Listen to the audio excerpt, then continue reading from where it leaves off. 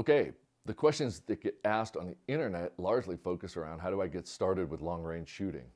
What's the equipment that I need for long range shooting? So first let's define long range, because there really isn't a mutually agreed on what's long range.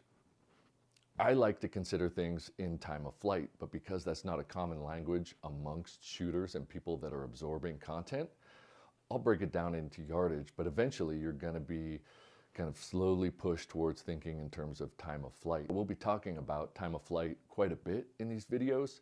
So to me, long range starts around 300 yards and it goes to about 1,200 yards.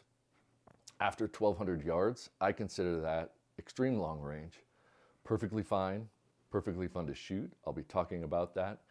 But really what it breaks down to is where's that junction between 1.25 and 1.5 seconds time of flight. After that, ballistics are different. Things that you have to consider are different. Inside of that, it's another set of factors. So where you have to change your mindset and you're thinking about hitting a target substantially is where I consider the transition from long range to extreme long range. Now keep in mind, I could shoot a .22 pistol and probably hit 1,200 yards, but I can't do that every time on demand.